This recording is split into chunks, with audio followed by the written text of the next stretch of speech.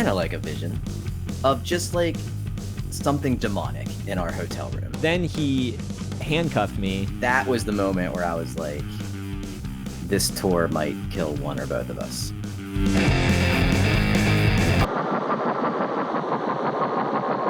I'm Brian. I'm a musician, filmmaker, and a writer, and a recovering addict. This channel is a place to talk about music, movies, philosophy, the paranormal, but with a framework of recovery and addiction. On today's episode, I'm going to talk to my friend Seth. I had him on to talk about our time.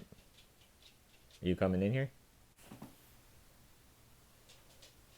You don't want to be on camera? Doing a cross-country tour as a two-piece punk band in a van that we affectionately called the Death Rattle, and how the tour nearly killed us, broke up the band, and led to a demonic vision in a hotel room in Seattle. Seth is not a recovering addict. He is a writer and a musician, one of my best friends, and I'm lucky to have him in my life. How's it going, Seth? I'm good. Thanks, Brian. Thanks for having me. It was a really crazy time that you and I we're on tour. So we toured once in your car. Right. That was the summer before the Death Rattle tour. Yes. So the Death Rattle tour is the main thing I wanted to talk about. But before we get to that main tour where Seth and I basically sell our cars, move out of our apartments, and decide that we are going to fully tour for the rest of our lives in a van as a two-piece punk band. Before we get to that, we were playing lots of shows, and I think we were really excited about the idea of being traveling musicians. Like, where do you feel like you were at that point before we did the tour just in your car? Yeah, I felt like I was looking at like a life on the road. Playing music was the only option. I hated all manner of jobs. I didn't hate like not having that much money more than I hated actually going to the job. So for me, it was like I can like get rid of everything and just live on the road and not have that many expenses, and like playing music, which I love. And there really isn't any other option for me anyway. So I think that's what, when we like first started having conversations about touring, like that's where it came from for me.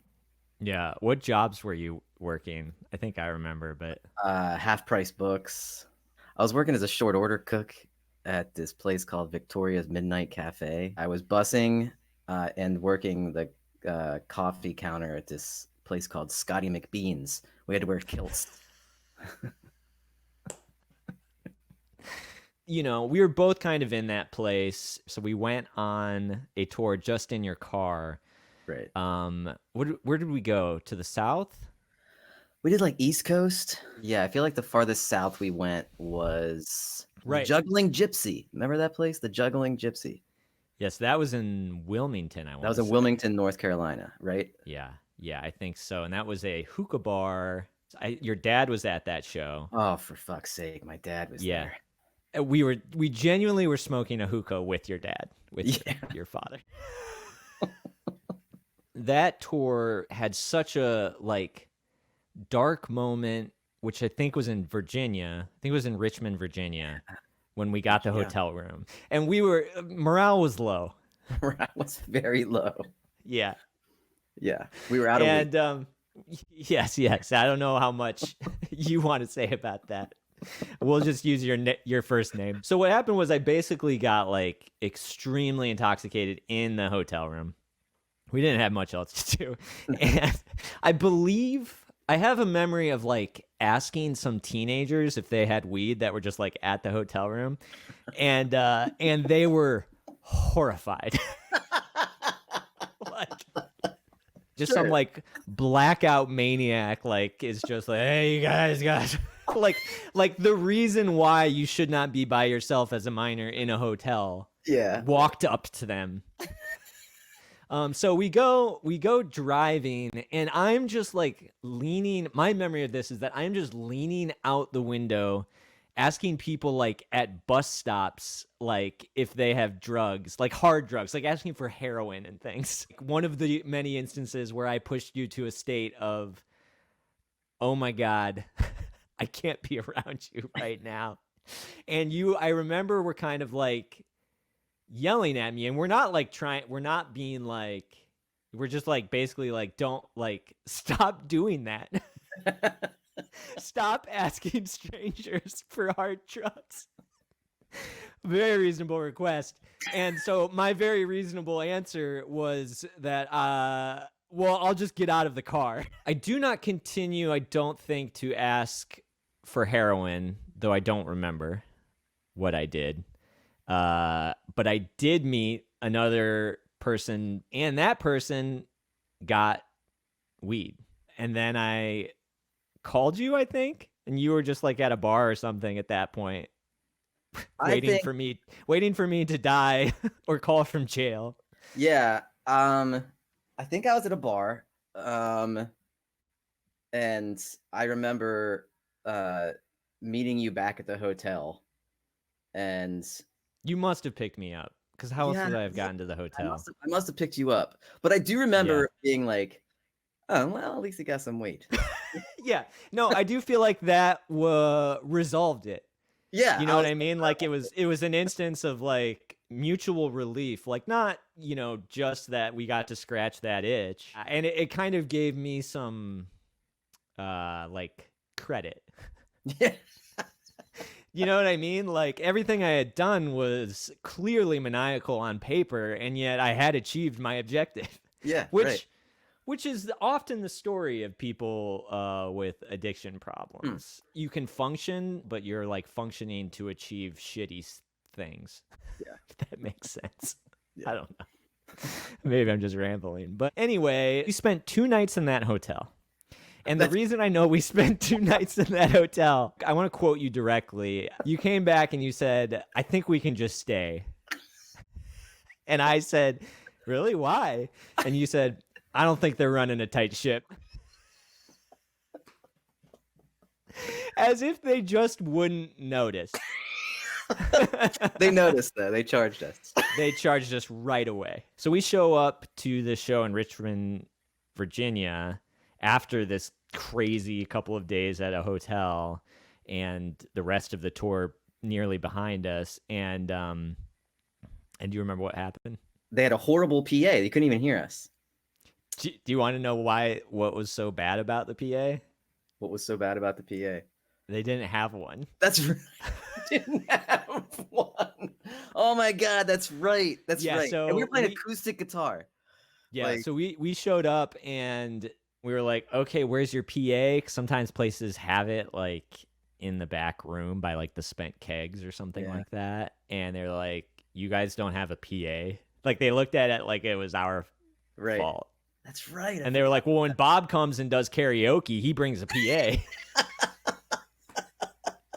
Like, well, can you call Bob? Can Yeah, Bob come to our yeah, show? yeah. That's right. Yeah, because we traveled many states to get here. Like, Yeah. and let me tell you about last night. I remember getting really drunk there because I was so annoyed with the situation. The fact that we were just singing acoustically, no one was listening because they couldn't hear us, and Yeah. they weren't gonna walk like 2 steps away from the bar to Yeah. like just stand and watch or whatever. And then at the end of the night, we're gonna like settle up, which was always a weird moment of these sorts of tours where you essentially have no idea what or if they're planning to pay you Yeah. Right. at a show like that. You just do it, and they treat you as if they are doing you a favor Yeah. for allowing you to sing your songs in their establishment. Yep. And then you walk up to them and say, could I have a couple dollars, please? And they usually say, no, you can't. You owe us money. In this case, that's exactly what they said. They presented us a bill Yeah. for a lot of beers that were drank. So we looked at the bill and we left. Yeah. We ran out of our own show and stuck them with the bill. And we drove to a hotel, but this time we just slept in the parking lot Yeah. of the hotel. Oh shit. And I I threw up outside of the car Yeah. in the hotel parking lot. Yep. I think And the that next, was the end of the tour. um, no, we went to DC where we played that Irish pub, and there were like literally 50 people that just came from Ireland show up and Yes. want Irish music, like traditional Irish music. Yes. I thought we were gonna have to fight our way out of that bar, and you were pretty drunk at that show. Um, and I remember at one point someone screaming to play a traditional Irish song, and you started playing "I Love American Music" by the Violent Femmes, and I was like sizing people up. I was like, I can I punch that? Can I grab Brian off stage, punch that guy, and Yeah. like try to get to the door? Oh But yeah. the most amazing thing about that show was Mm-hmm. that Eric Nassau was there. Yes, he had scheduled that show. That's right. And he was learning to play the fiddle at that time. And the only Right. song he knew how to play was a traditional Irish fiddling song. Yes. And he got on stage and played that song, and everyone went wild. And then Right. like the Irish people were getting on stage and And singing singing Irish their songs yeah, singing during our like show. no, I remember like yelling at a group of people, and you know how you feel kind of invincible on a Yeah. stage. I think Chris Rock and Will Smith have now since showed that that is not the case. I remember getting off the stage, Eric going up, playing the fiddle, and going to the bar, my safe haven, the bar, and the bartender saying, "Don't go back up there." Like, and then we played Boston, correct? And Boston was really actually a great show Yeah. Boston was great. because my dearly beloved passed away friend Lyons brought a big group of circus performers because Yeah. he was also on tour at the time with That's a right. traveling circus called the Extraterrestrial Circus Experiment. That's right. And they all showed up while we were playing like singer songwriter, alt country, folk music. Yeah. They were like going through the audience, juggling and Yeah. like doing weird shit. Yeah. There was that guy with the hats. He'd like Yeah, stack at the hats. hats. Yeah. Yeah, I that was went to one of awesome. those shows. Yeah, and they would like swing swords around. They weren't doing that at the club, but one of their shows they'd like juggle fire and like swing fucking swords around and stuff. Yeah, they They were were crazy. very talented.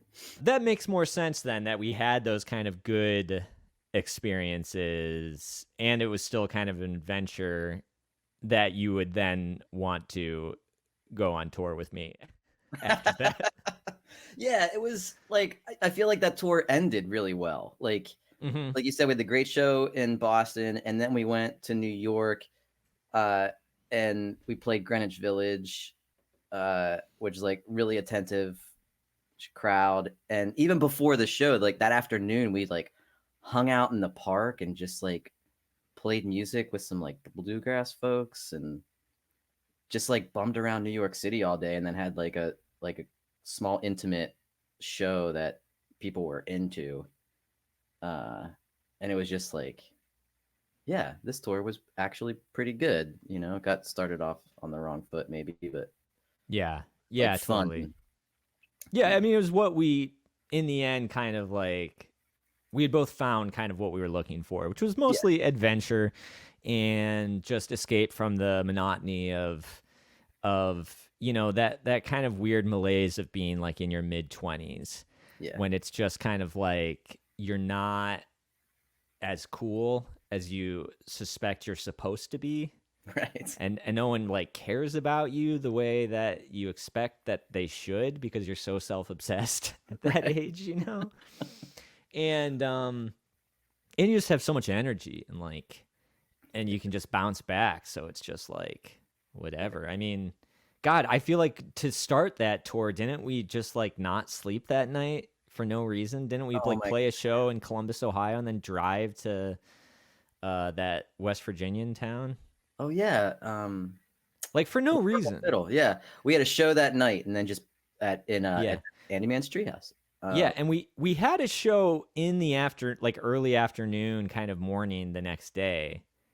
But there was no reason that we couldn't have just gone to sleep, right. like gotten up, left in the morning and gotten there plenty of time to play the show. Like, Yeah. we just wanted it to be wild. Right. I look back on that time right before our kind of fateful, really long tour of like trying to like will this new life into existence. And three things happened within 3 days, which was that my job of like 3 years ended. It closed. The eBay store folded as a corporation. Yeah. No And so surprise that was done. there. Yeah. And I got arrested for drunk driving after one of our shows. Yeah. You were there with me. And I was there. You were the passenger. Yeah, and And to this day, I feel bad about that because I have a vivid memory of getting into the car and thinking about saying, "You should let me drive." yeah, But I was also drunk, yes. so it's like it was one of those. I'm definitely not as drunk, but like, should I drive? But I still Well, feel but that's the thing is like it was certainly not the first time that I drank and drove. It right. was a regular occurrence, which is perhaps the most ashamed part I am of my life, of being a drunk for a long time was that. I think that was this maybe besides like the interpersonal relationships that I had fucked up, like that was certainly the most like reckless, selfish potential for destruction of other people's lives that like I did. The eBay store closed. I lost my wallet when Nick and I were fighting and he pushed me over a construction divider. I totally And remember. then, yeah, it was right outside of Hound Dogs. We were wrestling as we often did, Yeah. and he's way bigger than me. That was like a thing that I really liked doing, was just like attacking people at that time. Often it would go over fine and be really fun for everybody. Yeah. And sometimes it would go over really badly. Yeah. Like a lot of people were not comfortable just wrestling. Yeah. For like inexplicably. Anyway, so Nick threw me over the divider. I'm sure I deserved it, and my wallet fell out of my pants, and so I lost like everything I owned. To this day, I don't carry a wallet. Huh. I carry every card separately and loose in my pocket because my theory because my theory is that I would have to lose each one separately. That makes sense. The odds of losing everything is diminished. Haven't lost it all since then. There you go. Also a sober person, so it's a little easier. But yeah, the drunk driving incident, it's best to tell it while you're here. That way I won't like retell it with every episode. But yeah, so I was very drunk. We had like stayed after hours. You're a bad person, so you let me drive. And I get pulled over and I'm like, oh no. Oh no. Another thing was I had weed in a bowl and a lighter in my winter coat pocket. Yes. And so I get taken out of the car and I am also like overcome with paralyzing nerves because like I understand what's about to happen. Like my life is going to change. I'm now in the system. Like Yeah. I'm going to be arrested. I don't even know what happens next. Perhaps I'm going to have to go to jail. Like I don't know what the process is. I'd never been on that side of the law before. And I was terrified. So like people talk about acing their drunk driving test, the thing and the whatnot and the walking the straight line or whatever. And the one thing that a lot of times people say is like they made me say the alphabet backwards, and I was always like, how could you do that? Like I can't do that sober, Right. And I couldn't say the alphabet forwards. Oh man. Now I wasn't that drunk. It was truly just a nerves thing. Like my brain just fully shut down. Then he handcuffed me because I couldn't say the alphabet. And he asked me, do you have any drugs on you? And of course I knew I did. Yeah. But I also didn't want to tell him that. Sure. But I also like had this suspicion that if you don't tell them and then he just reaches in my pocket and grabs my drugs, that is somehow worse. Yeah. I mean, probably I not, don't but know. yeah. Probably But not. yeah. I would say don't ever talk to the police. No. Not going to help you through your addiction problem. No, they are not. He says, "Do you have any drugs?" I say, "I don't think so." He says, "Can you imagine some drunk kid saying that?" Yeah. Like in Right. my, like me, not just some drunk kid, like someone as annoying as myself, someone you want to throw over a construction divider Right. so that he loses. Also, I didn't have a driver's license, lost it the day before. That's right. That's right. That did not help the situation. No. And then he says, "You either do or you don't. Yeah. You either do or you don't. Now, do you have drugs on you?" And I say, "I don't think so." I slow it down, just show him that's what he's getting out of me. Yeah. Yeah. This is how I exist in the universe. I In the might superposition. not have drugs. I might not, but I Right. was pretty sure I did. And he reaches into my pockets. But we had just played a show.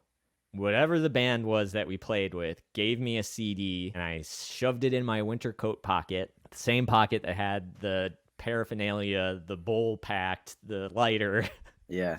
the weed. And so his hand went on the opposite side of the drugs, and just the CD was like a wall between his hand and the drugs. Yeah. So he couldn't even feel that there was like a thing there. His hand pulled out, and it was just like, and then he just put me in the back of the car.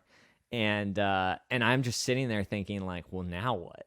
Right. Like, what's next? My hands are behind my back. I can't like get to it. And like, even if I did, what would I do with it? Like, what do Right. people do in this situation? And he tells you to go home. So you were able to walk home, I think. I go to the station. They book me. And he's just like highway patrol. So like, he just wants to leave and doesn't want to do whatever paperwork's necessary to like leave me in jail for the night. He allows me to call people, but it's the middle of the night. Like, Yeah, we were it's there like after 3 a.m. hours.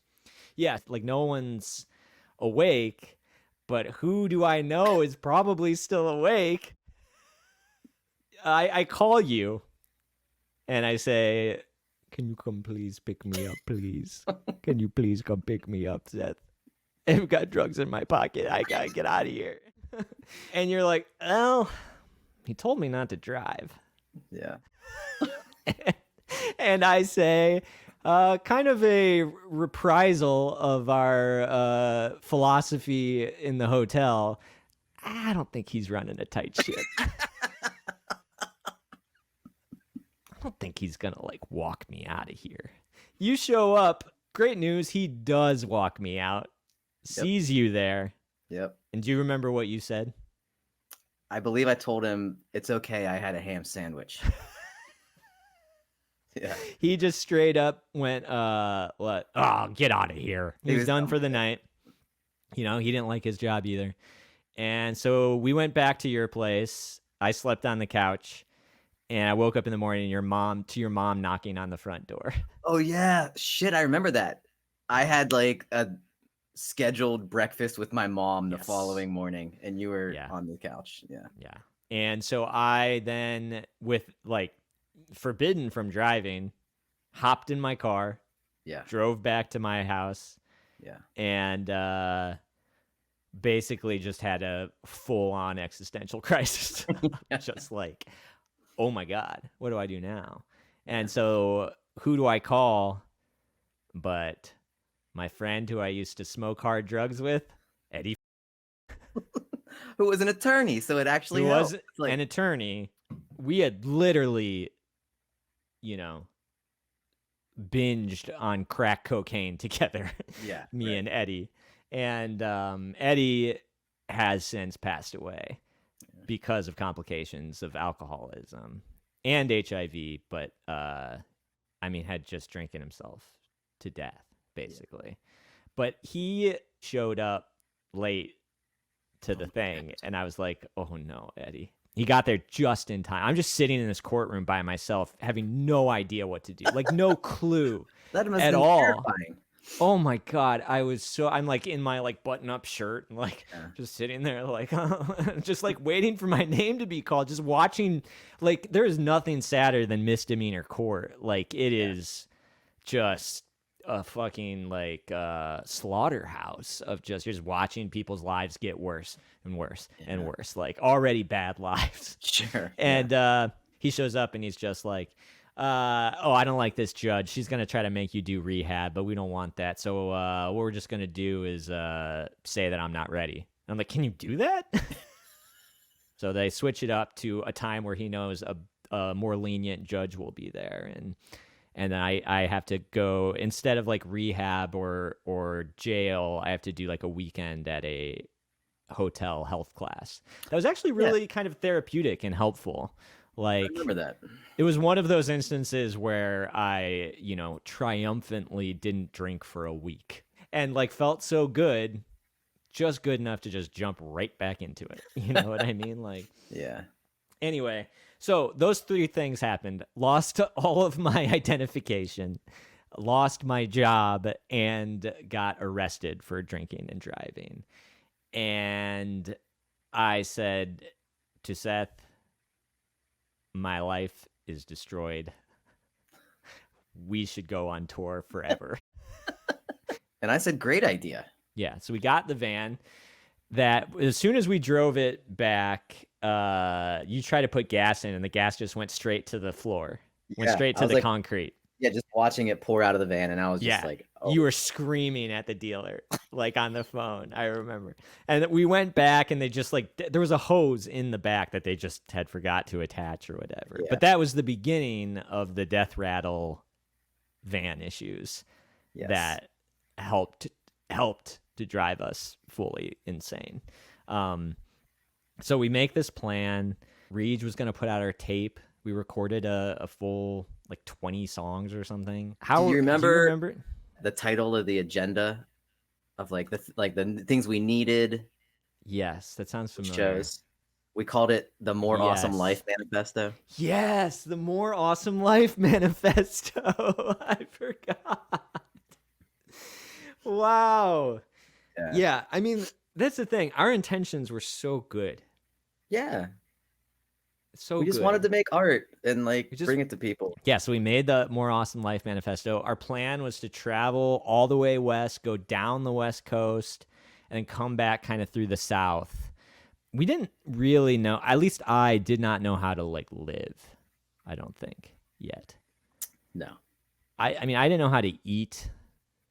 Like I didn't know how to cook. I don't think I ate vegetables. Right. All I did was music and drugs. That was it. We just didn't know what we were doing. Remember we were eating cold bean sandwiches?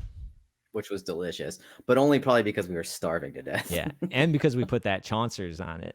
Oh, That was yeah, called? that hot sauce. Yeah. The New Orleans spices. Oh, mix. yeah. Tony Chaucer's. Yeah, Tony Chaucer's. That's what it was. We'd open a can of black beans, cheap piece of bread, pour some beans on, cover it in spices, and just eat it. You were filling up gas, and you were like, why don't you go in there and like get something that we can put on the cold bean sandwiches? So I went to the gas station and I came out with like canned nacho cheese. And you were like, I think that's a step in the wrong direction. I remember we had a fun show in Minneapolis. Yeah. At The Kitty Cat Club. Yeah, You're good at remembering these names. I'm not. Well, I very recently was in Minneapolis and I saw it and I was like, oh shit. Oh, cool. We played a show there. And then I remembered booking the Kitty Cat Club and being like, is it a strip club? Like, are we? Yeah. And it wasn't. It was like this Victorian like absinthe bar. Yeah, with like lots of couches and stuff. It was cool. And the bands we played with were cool. Yeah. That always made a big difference. Like when you would meet like new bands and stuff that happened to be cool, it was great. But like bands are just so flaky that it's just like so many times you'd show up. I mean, and we were that band in Columbus often. Where like we'd book a band, do no promotion. Right. They would come from Chicago to play and we'd be like, huh, no one's here. Anyways, first of all, shows start just not going well. We're just not getting paid. Yeah. People are not going. Sometimes the bands themselves don't show up. And then on top of that, the van had a VCR TV combo. So somewhere outside of Colorado, it's my turn to watch a movie in the back while you're driving, and I'm watching Teen Wolf. And suddenly we start smelling smoke, and then we start seeing smoke, and then we pull over, and the TV VCR combo has caught on fire. Yeah.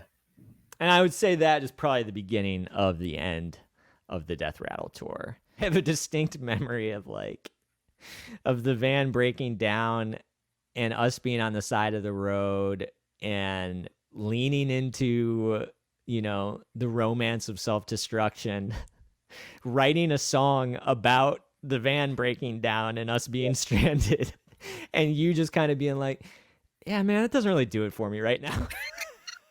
you know I think maybe now is the time that we try to figure out some more pragmatic things, not just make art about our demise, Yeah. The band doesn't run on songs. But that was like a side of the road in the middle of like fucking Wyoming. Yes, yes. It Yeah, wasn't like absolutely. it was like deserted highway, like nothing Yeah, around. it was right after our Wyoming show, I think. Yeah. Yeah. Because we played the Wyoming show, which is really strange. We played in Laramie, which was famous for being the first hate crime. Right. Do you remember that? I do. So we're rolling to a coffee shop. Our show's that night. We're trying to book other shows, for this tour.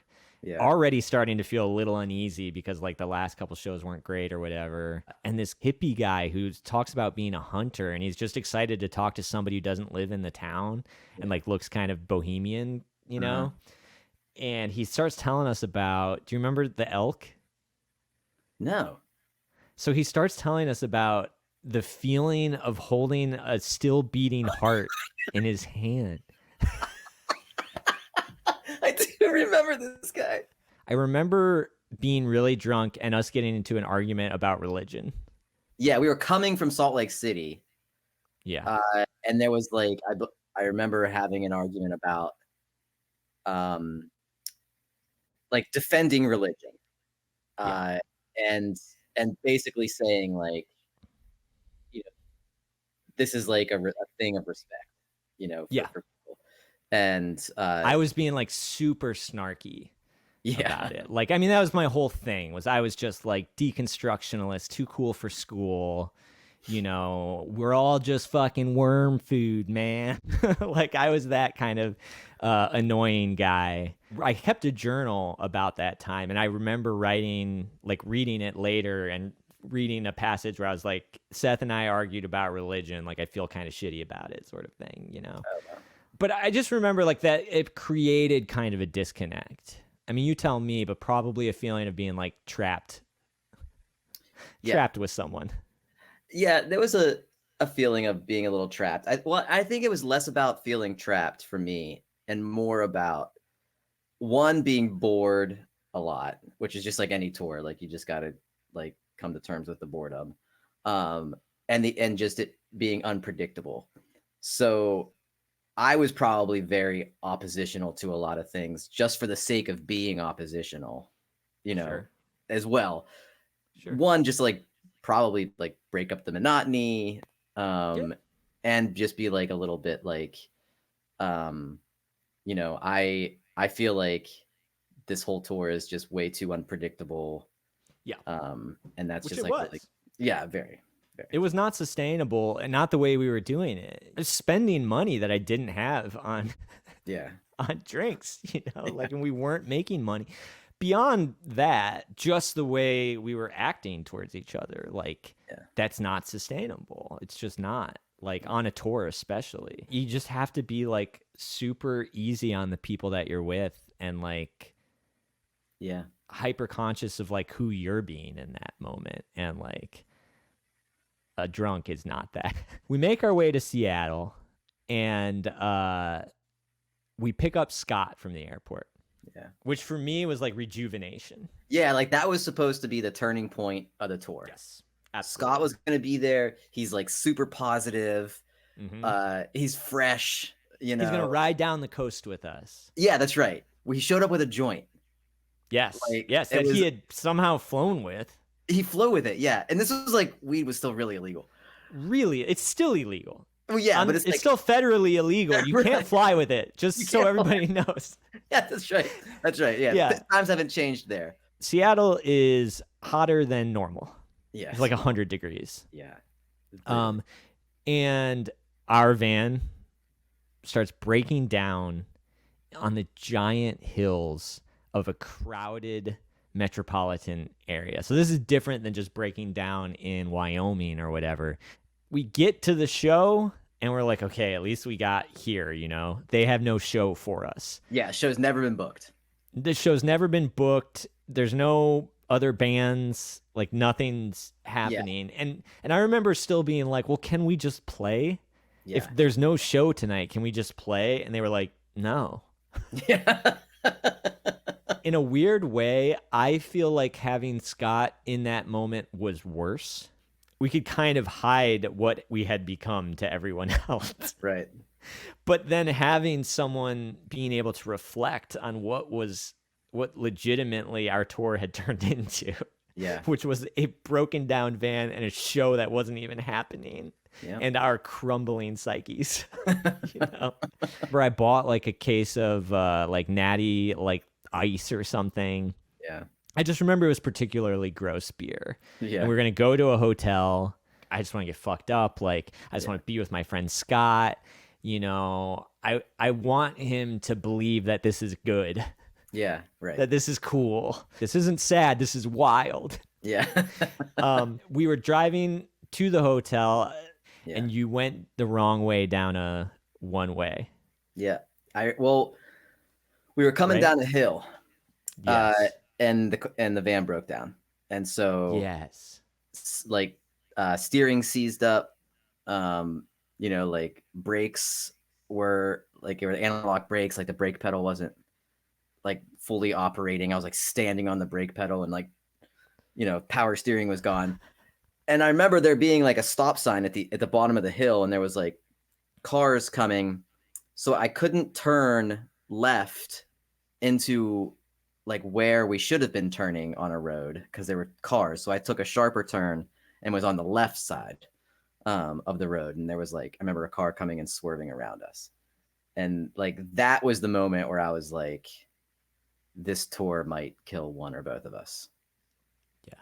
It genuinely could have been that moment. So we get to the hotel, not knowing if the van will ever start again. Right. You know, assuming most It might likely there's no reason to believe it would. Right. You know, and in that moment, what we should be doing is probably trying to figure out what we're gonna do. Yeah. And what I wanted to do was get as drunk as possible and smoke that joint. Yeah. Yep. Yeah. And so that's what we did. That's the thing with drugs. They work.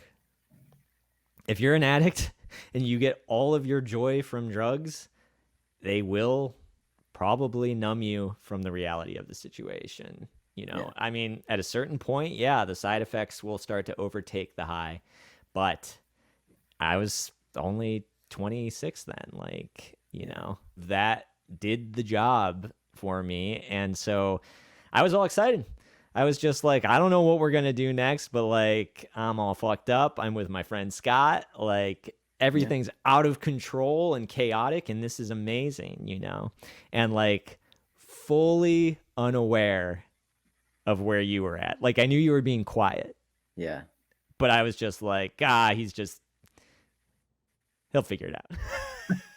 You know, not even saying so much as, Seth, are you okay? Yeah. Seth, are you all right? Well, and I wasn't asking those questions either. No. And I wasn't communicating how I felt either. Like, certainly shouldn't have been like relying on someone to ask me how I was to communicate. That's where we were at. And I remember that night in the hotel, like I will never forget that night. I'm sure you won't, or Scott will either, probably. Probably not.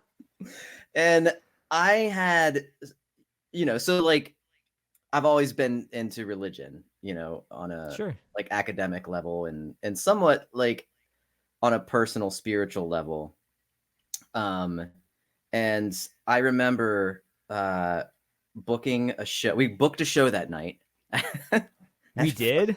We booked a Oh, show in, I wow. don't know if it was in Oregon or California, but it was at a Hot Top at the mall. Yeah, that was that like psychobilly band or whatever. Yeah, and they were like, "We're playing a Hot Topic at a mall." That And show fell through, by the way. But go ahead. okay. And so I was like, "This sucks." Like That is a dire situation to the point that I blocked that completely. I don't remember that that happened that night, that really? that guy got back to us that night or Yeah. whatever. And I was framing everything in terms of religion in those days. I am in a of like a good versus evil kind of mindset. Yes. And I think I was so tired of like darkness Mm-hmm. and like perceiving that as like there being like an evil in my life. I never like attached it to you. Um Fair like enough. Fair enough. I mean, I just felt like there was this cloud that was like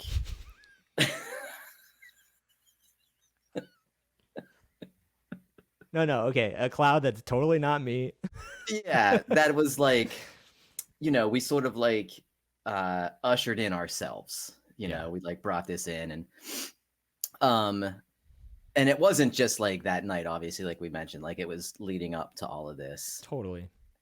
And I had like, not like a vision, but like kind of like a vision of just like something demonic in our hotel room. Really? Yeah. It came like right after that we got booked at the Hot Topic. And my first reaction was like, we booked a show. It doesn't fucking matter. Like, we'll get paid, we'll have gas money. Like, that's the Yeah. whole point. Um, and so it's like I had this immediate sense of like, maybe we can like pull this thing together. And then I had this like vivid experience of like there being like this demonic presence like amongst us. And so at that moment, I said to myself, like, I'm going to stay up as long as possible until Brian and Scott fall asleep. And when they fall asleep, I had already gone to the front desk and got the number for a cab company. Oh, And really? While we were still awake. yeah. And I said, as soon as they fall asleep, I'm calling a cab and I'm going to the airport. And I don't know, I don't have any money to fly home. I'm just going to like call my mom and see what she can do. In case you're somehow still on my side, there's two things I remembered while I was editing. One, at the last show in a punk house in Boise, I dove into Seth's drum set at the end of the night and broke his hi-hat pedal. Two, in the hotel room before Seth had his vision, I had told our friend Scott about a hard drug binge that I'd been on and finished the story by saying that I'd taken months off of drinking. Hey. And Seth pointed out that actually I'd only taken a week off, calling me out on my lie, and I just made fun of him and joked my way out of the lie. Okay, back to the hotel. I was fully prepared to like stay awake till like 4 a.m. I just thought that's how the night was. Scott was there. We were drinking and smoking weed, and like I just thought, Sure. we're gonna party tonight, like we usually do. But you guys fell asleep at like 9:30, Yeah. and I was like, oh shit, like it's real now. Oh, wow. Yeah. And I had this moment of being like, do I do this? Like, do I do what I said I was gonna do? Um, but like that's pretty dramatic. Like, and like I just decided like it's too dark. Something's gonna happen. Yeah. Um, and so I walked out of the room, called a cab, left a note on the steering wheel that said, on a plane back to Ohio, it's a God thing. Which is interesting Which, because I took it as meaning that you had sort of a conversation with like God not like the presence of like something more demonic. Yeah, well, I mean, I think because I didn't like pray about it or anything, but it was like this feeling of you have like a fork in the road, Yeah. and if there were a God that like existed and was speaking to me at that moment, I felt like it would have been saying, is it like my way or this other way? you Yeah. know and that's sort of how I was like framing it in my head at that time. Sure. But I actually never even asked you about your reaction to that. Well, before we get to that, what Sure. was then your experience? So you got in the cab, you went to the airport. Had you talked to your mom yet to get a flight, or? No, I got to the airport. It was like 11 or so probably, and I knew my mom was going to be asleep, so I just I think just slept in the lobby or something, just waited until like the early morning, like 6 a.m. or 7 Sure. a.m., and then called my mom. And she had just won like $450 on a scratch off. Wow. It probably felt kind of like another universal Yeah, sign. totally. Yeah. It's almost like Um, you had my moment of clarity. maybe, yeah. But then when you got back, there had to have been some regret of like, now I'm here. Yeah, so my first moment of regret was the first night. It was this guy that I worked at a restaurant with. I called him up, and he was a Christian, uh, and I think that's why I called him. Because Sure. That was the um, kick. That was the change, the way you perceived it that needed to right. happen. And he picked me up and he let me sleep on his couch for a few days. And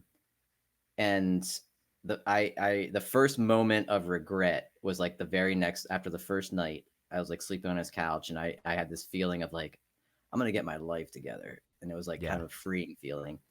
And then I woke up and I was like I had this feeling of like, is getting my life together worth like what I just did to Brian? And how is Brian going to react to this? And Brian's probably going to get very drunk after this. And why didn't I just demand that we play sober? That's interesting. I never realized like you took it there immediately, but it makes sense because you immediately got some space Yeah. and you could see the situation for what it was. Yeah. Um And there was also a sense and of failure, you know? oh sure. Sure. Like all of our friends were like country deaths on the road, and like I'm back. Sure. Again, because it's like, they weren't there. Yeah.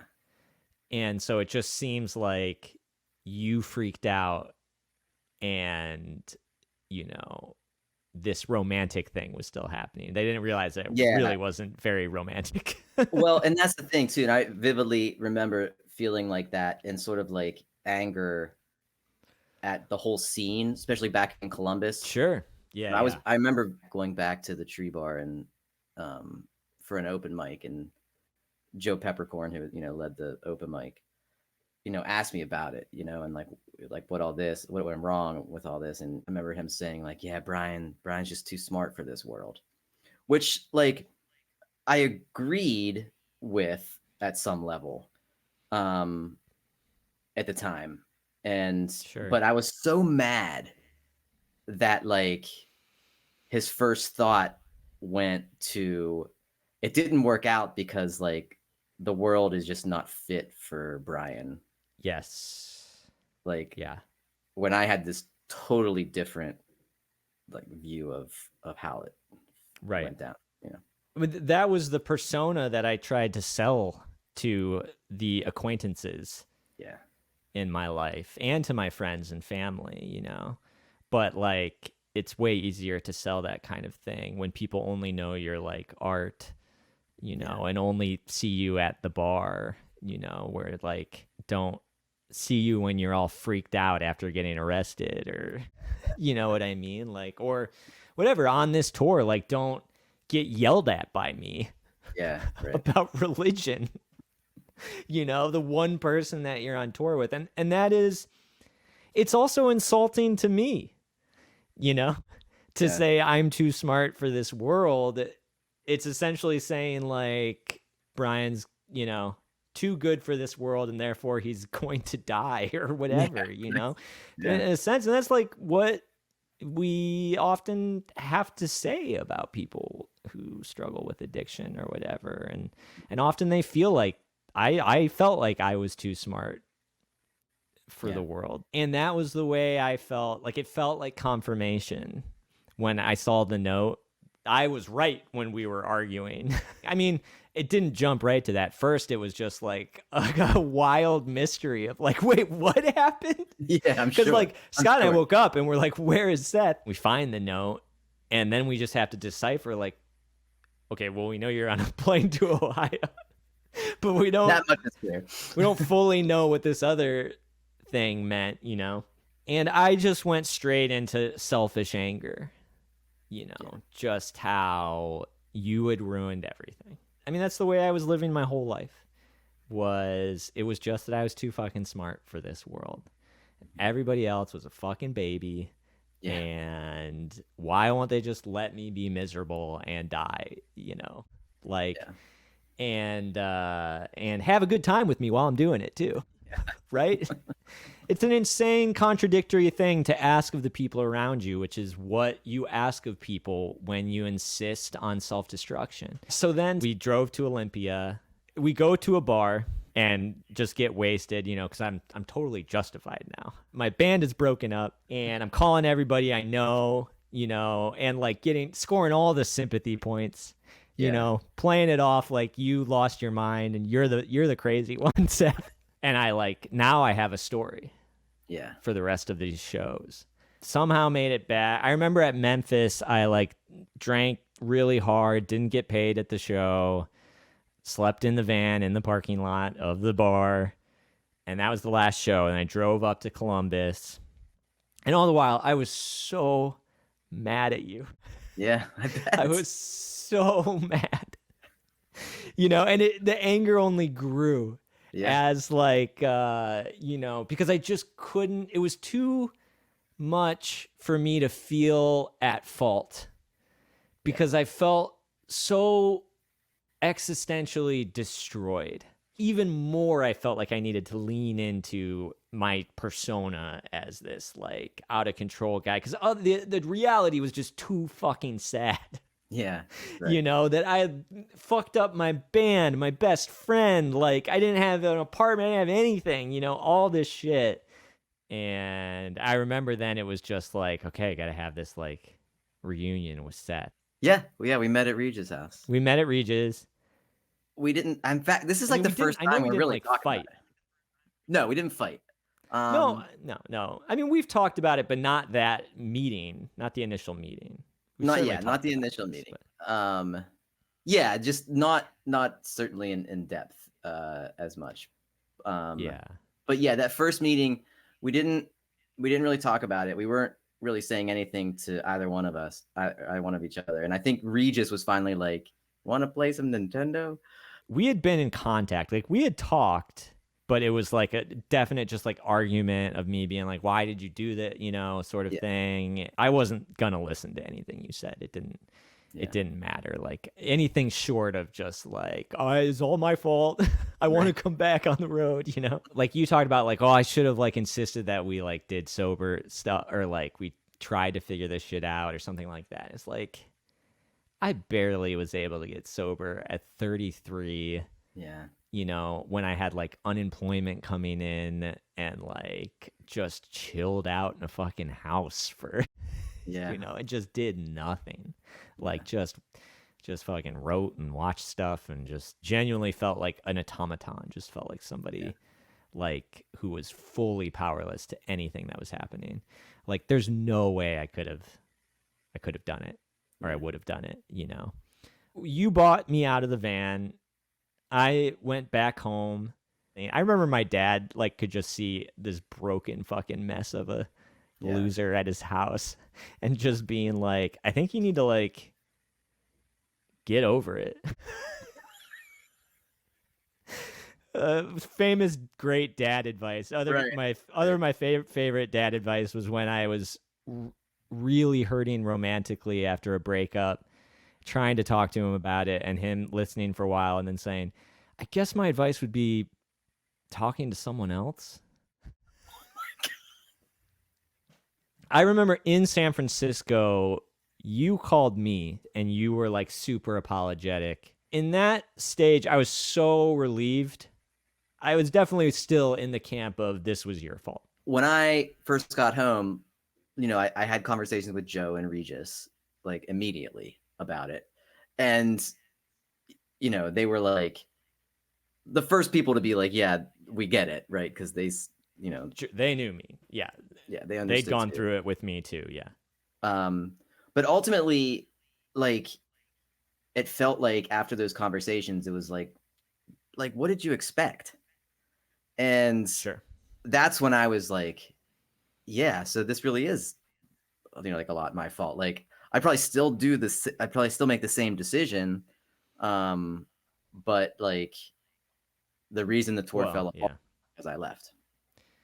Sort of. It's like we say when we talk about Cormac McCarthy, his famous thing, it is this way and no other way. Yeah. So yes, there is no world where we do not make those decisions. And if it is, like, we have no access to what we would do in such a world. Yeah, right. I remember the initial conversation because it meant so much to me that you were like willing to take the blame or whatever and apologize. And then I remember you started talking about like your romantic life. Yeah. Immediately. And it just felt so familiar and normal of just like what two friends talk about. Like it's what, like that. It was like, it's done now. Yeah. Yeah. And it wasn't until I got like fully off of drugs and alcohol that so much of my life came into context. And I was able to look at some of this stuff, I guess, a little more objectively. Like, it's still just my subjective perspective of it. Yeah. And my recreations, of course. But, like, I remember you being one of the first people that I thought of. And I remember talking to my now wife, Amy, about it. Sure. And, like, having this... Because, like, we never, to anyone listening to this podcast, like, we didn't go years without, like... No. Like, months. But, like, and, like, and I think that's a credit. I think we should, be totally. proud of that. Like, absolutely. That was a hard thing we went through. And, in fact, I liked it. It made the story so much better. Yeah, totally. I'd be like, oh, it's this crazy thing. I was wild. And then, like, Seth, like, had this, like, moment of, like, religious, like, psychedelia, and then he like just left, and then I just like did the tour by myself, and it was crazy. And they'd be like, oh my god, you must hate that guy, you know, because I'm talking to other dirtbags about it, and they're like, and I'm like, no, we're good buds still. And I just remember having that feeling of like being forgiven, for making that choice, and realizing that like I kind of needed that forgiveness. Because there's just like no way we could like be as good of friends as we were before the tour, or even continue to try to build our friendship, right? Without that sort of forgiveness from you. So I remember that specifically. And then the next time where I was like, I just love this guy so much, is your Letters to Celebrities podcast, when you were sharing that about when you were watching Teen Wolf. And and like, hearing you say like I was driving my drummer crazy, and then like, yeah, that was just a moment of like, we are really good friends, and we're gonna be really good friends for the rest of our lives. It's just really important. And it was just such a weird thing that I think it just took us so many years to process. It took me many years and needing to get like fully sober to like actually process it. I went to seminary after the tour. That's right. That's the best part. No, that's so amazing. Like I remember like almost that making me more mad. Yeah, I bet. But then at the same time, it also kind of being like, well, he wasn't wrong. You know what I mean? Like Like, and people being like, well, yeah, he just went like temporarily crazy for a moment. It was like, Yeah. no, dude just saw the next portion of his life and like Yeah. pursued it. I mean, that's the thing. Like, I want to talk to people about like higher powers and things, metaphysical things and paranormal type things, and like just whatever it takes to Yeah. believe in something outside of yourself. And it's like the idea that your sense of the reality of the situation came in the form of some kind of odd metaphysical psychedelic voice or just entity. Yeah. Like, I don't shy away from that shit anymore. Just having dealt with so much mortality and grief and death and everything that the world throws at you when you become a middle-aged person, Yeah. like that stuff is no longer something to be snarky about in Salt Lake City. Maybe Salt Lake City. Maybe Salt Lake City. They take it to the extreme there. But yeah, and that's why I feel like, people that aren't addicts who have friends that are and are trying to maintain that relationship, like, you also, in my opinion, have to accept a higher power, because the only way to make sense of your friend's addiction is to realize like that it is a power that is, as being held over them. Yeah. And if you don't realize that, then it's like there will be no forgiveness, or it'll be very hard.